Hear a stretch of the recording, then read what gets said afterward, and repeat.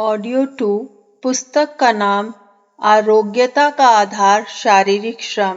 लेखक वेदमूर्ति तपोनिश श्री राम शर्मा आचार्य। वास्तविक बात यह है कि लोगों ने पहले से ही अपने मन में ये ख्याल बिठा लिया होता है कि शारीरिक श्रम बौद्धिक कार्य के विपरीत है और उसको करने से इस उच्च कोटि कार्य में रुकावट पड़ेगी, अथवा उन्होंने इस विषय में कभी अच्छी तरह विचार ही नहीं किया होता है।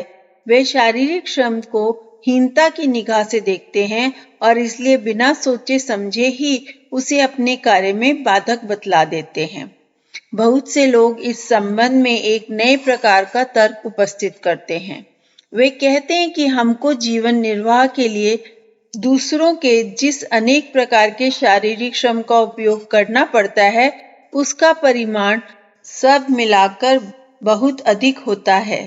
यदि हम घंटा 2 घंटा रोज शारीरिक श्रम करने भी लगें तो वह तो घड़े में एक बूंद के समान होगा। उससे क्या लाभ होगा? जो लोग शारीरिक श्रम से बचने के लिए ऐसे बहाने पेश करते हैं वे दूसरों का तो थोड़ा ही अनित करते हैं पर स्वयं बहुत बड़े लाभ से वंचित कर लेते हैं। वे इस बात को नहीं समझते कि बौद्धिक कार्य के साथ शारीरिक श्रम का समन्वय करने से उनका जीवन अनेक प्रकार से उन्नत व सुखी बन सकेगा। जिस शारीरिक श्रम को वे एक भार अथवा अप्रतिष्ठा का हेतु समझते हैं वह उनका एक प्रकार का कायाकल्प कर देगा और उनके अनेक दोषों को दूर कर उन्नति के मार्ग को खोल देगा। बेकार रहने के कारण उनके अंदर जो खर्चीली आदतें और निरर्थक आवश्यकताएं पैदा हो गई हैं वे ऐसे शारीरिक श्रम से दूर हो जाएंगी। पोशाक, बिस्तर, सजावटी संबंधी अनुचित व दिखावटी भावनाएं भी इससे बदल जाती हैं और मनुष्य पहले की अपेक्षा बहुत कम व्यय में सुखी और शांत जीवन बिताने लग जाता है। वैसे जिन आदतों का छोड़ना अत्यंत कठिन जान पड़ता है वे शारीरिक श्रम का अभ्यस्त हो जाने पर ऐसे परोक्ष रूप में बदल जाती हैं कि हमको स्वयं अपने नए जीवन को देखकर आश्चर्य होने लगता है। श्रम स्वयं एक वरदान है। मानव जीवन का सबसे बड़ा आधार श्रम ही है। हमारी सबसे प्रधान आवश्यकताओं भोजन, वस्त्र, निवास स्थान की पूर्ति किसी न किसी के श्रम द्वारा ही होती है। अन्न के मिल जाने पर उसको खाने के लायक रोटी के रूप में परिवर्तित करने में भी श्रम करना पड़ता है और बिना श्रम के वह ठीक थोड़ से हजम होकर शरीर में रस रक्त के रूप में बदल भी नहीं सकती। यह सब देखते हुए भी मनुष्य श्रम से बचने की चेष्टा करते रहते हैं। इसके लिए वह अपना कार्यभार दूसरों पर लादने की कोशिश ही नहीं करते वरन तरह तरह के आविष्कार कर यंत्र बनाकर भी अपने हाथ पैरों का कार्य उनसे पूरा कराने का प्रयत्न करते हैं। परिणाम यह होता है कि चाहे मनुष्य की दिमागी शक्तियां बढ़ रही हों पर शारीरिक शक्तियां क्षीण होती जाती हैं और उसका जीवन कृत्रिम तथा परावलंबी होता चला जाता है। चाहे नकली बातों को महत्व देने वाले और विचार शून्य व्यक्ति इन बातों में ही गौरव का और शान समझते हैं पर जीवन संघर्ष में इसके कारण विपत्तियां ही सहन करनी पड़ती हैं। इस संबंध में एक लेखक ने बहुत ही ठीक कहा है। पता नहीं कहां से ये गलत ख्याल लोगों में आ गया है कि परिश्रम से बचने में कोई सुख है। परिश्रम करने से कुछ थकावट आती है पर श्रम ना करने से तो शक्ति का स्रोत ही सूख जाता है। मेरी समझ में तो बेकार रहने से अधिक श्रम साध्य के और कोई काम नहीं है। कुछ काम ना करना मानो जीते जी मर जाना है। परिश्रम जीवन का आधार है। यह वह चीज है जो हर मानव को विरासत में मिली है। शुरू से वह शरीर से काम लेना सीखता है। इसी काम लेने के कारण उसका शरीर बढ़ता और पुष्ट होता है। शारीरिक श्रम जीवन की प्रथम पूंजी है। इसलिए अपने शरीर से काम लेना हमारा पहला कर्तव्य है। हाथ पांव की दृढ़ता हर पग पर आवश्यक है। स्वाभाविक है कि जिन अंगों से हम काम ना लेंगे वे कुछ ही दिनों में मुरझा जाएंगे। अभ्यास और श्रम से ही वे पुष्ट रह सकते हैं और अपना काम तत्परता पूर्वक करने योग्य बनते हैं। कुछ लोग ये आशंका प्रकट किया करते हैं कि कोमल प्रकृति के बुद्धिजीवी लोगों अथवा बड़ी आयु के सज्जनों को शारीरिक श्रम से हानि पहुंचेगी, पर अनुभव ने बताया है कि बात ठीक इससे उल्टी होती है। जो लोग शारीरिक श्रम के इस नियम का पालन नहीं करते, उनको अपना समय मनोरंजन के ऐसे साधनों में लगाना पड़ता है जो आगे चलकर चरित्र व स्वास्थ्य के लिए हानिकारक ही सिद्ध होते हैं, जैसे सिनेमा, नाटक, ताश, गाना बजाना, उपन्यास, कहानी, गपशप आदि। जो आदमी इस तरह की बातों में समय व्यतीत किया करते हैं, वे जीवन की वास्तविकता से हट जाते हैं और उनमें तरह तरह के शारीरिक और मानसिक दोष पैदा होने लगते हैं। इन परिस्थितियों के दोषों का वर्णन करते हुए किसी ने ठीक ही कहा है, ये सब बिना कोई उपयोगी श्रम किए मानसिक जीवन को कायम रखने का साधन मार्ग है। इसी प्रकार नए नए ढंग के वस्त्र, फैशन, दवाएं, सोडा, लेमन, टॉनिक, विद्युत चिकित्सा आदि ऐसे कृत्रिम व ठगी की युक्तियां हैं जिनसे मनुष्य श्रम का अभ्यास न रहने पर अपने शारीरिक जीवन को वहन करने में असमर्थ हो सकता है। पर यह तो कुछ ऐसी ही बात है कि पूरी तरह से बंद कमरे में पौधों को वायु प्रदान करने के लिए रासायनिक क्रिया के द्वारा पानी से गैसें बनाई जाएं, जबकि वास्तव में यह काम खिड़की खोल देने भर से ही पूरा हो सकता है। दूसरे शब्दों में इसका आशय ये है कि भोजन करने से जो शक्ति पैदा होती है उसे शारीरिक श्रम द्वारा उपयोग में लाया जाए। इस तरह से शारीरिक श्रम हमको केवल अनेक हानिकारक प्रवृत्तियों से ही नहीं बचाता, वरन अनेक प्रकार के प्रत्यक्ष लाभ भी देता है। अगर हम अपने बाग में प्रतिदिन घंटा 2 घंटा परिश्रम करें तो उससे जीवनदायक फल फूलों की प्राप्ति होगी। यदि हम खेती के काम में प्रतिदिन कुछ समय लगाते रहें तो हम अन्न के लिए आत्मनिर्भर हो सकेंगे। अगर दर्जी, बढ़ई, लोहार, मोची आदि के किसी काम का शौक या हावी की तरह हम यूज करते रहें तो उनसे अनेक उपयोगी वस्तुओं का उत्पादन ही होगा।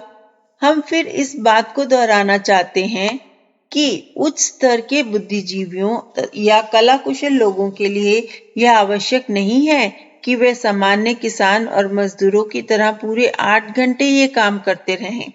हमारा आशय ये है कि वर्तमान समय में ये उच्च श्रेणी के व्यक्ति अपना नियमित काम करने के बाद जो कई घंटे का समय मनोरंजन अथवा तफरीह में नाम से अनुपयोगी और प्राय हानिकारक कार्यों में लगाया करते हैं, उसकी बजाय वह उसका एक अंश बागवानी, खेती, दस्तकारी जैसे किसी काम में अवश्य लगाएं, जिससे एक भिन्न प्रकार के वातावरण में पहुंचकर उनको पूर्ण मानसिक विश्राम भी मिल जाए और समाज के हितकारी उत्पादन में किसी प्रकार का सहयोग भी मिले।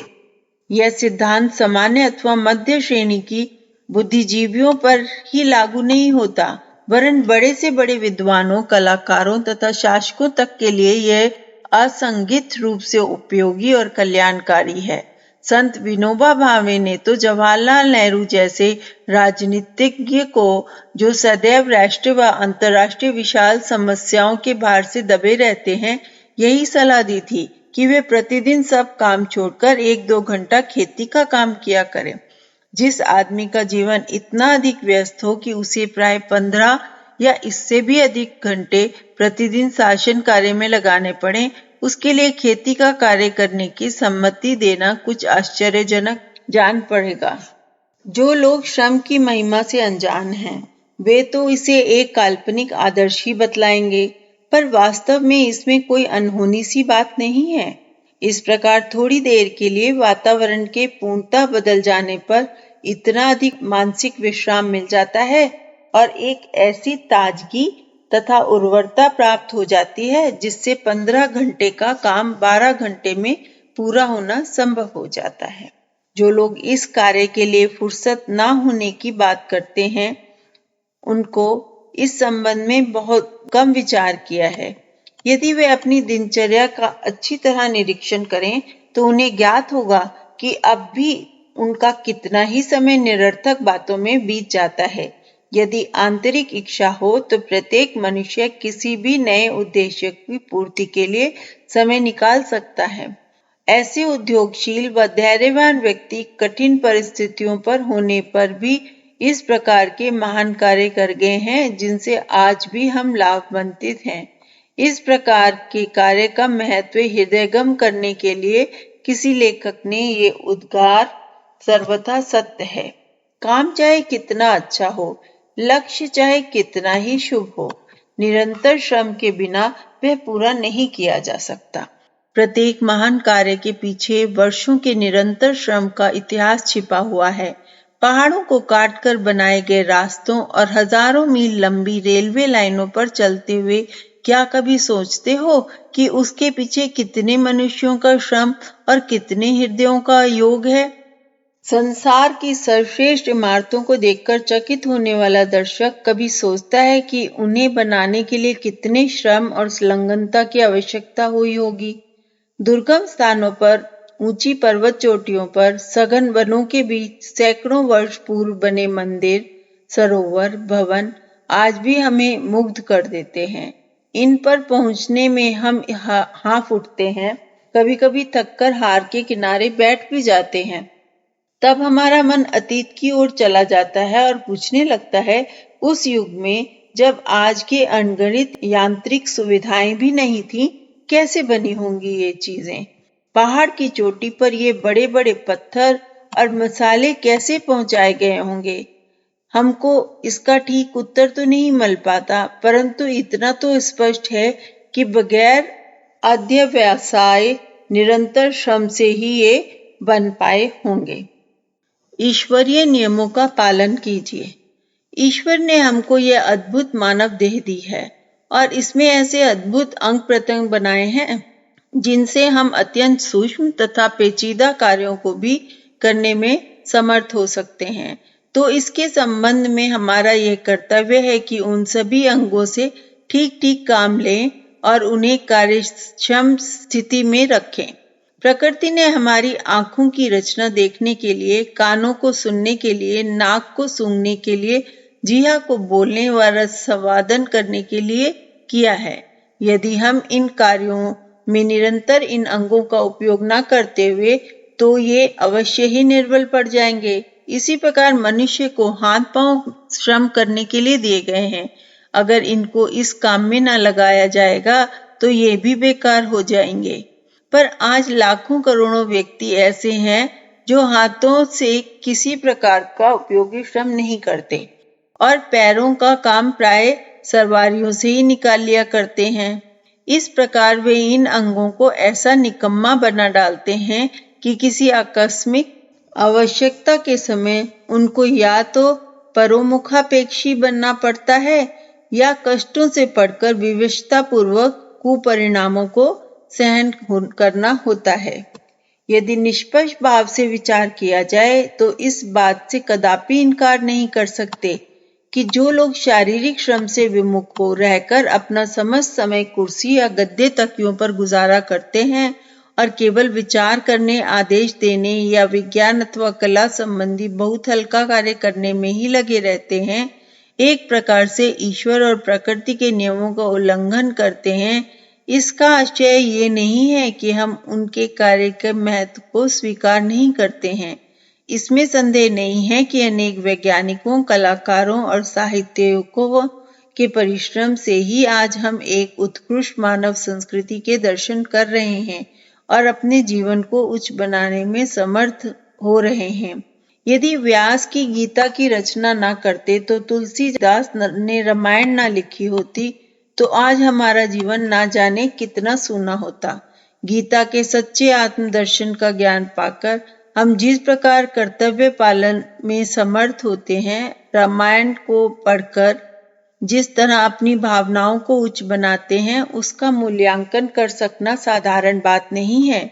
इस प्रकार जिन Galileo, Newton, Faraday, Edison, Einstein आदि वैज्ञानिकों ने हमको खगोल, आकर्षण, चुंबक, विद्युत, शब्द तरंगे, अणुशक्ति का रहस्य बतलाया है और उसकी सहायता से सैकड़ों जीवन उपयोगी उपकरणों का भी निर्माण किया है, वे भी निश्चित रूप से हमारी श्रद्धा के पात्र हैं। इसी प्रकार भूतकाल या वर्तमान काल समय के अन्य विज्ञान परिषद तथा कलाकार जिन्होंने निस्वार्थ भाव से मानव सभ्यता को ऊंचा उठाने में अपना अनुपम बौद्धिक शक्तियों को लगाया है, सर्वथा श्रद्धापूर्वक स्मरण किए जाते रहेंगे।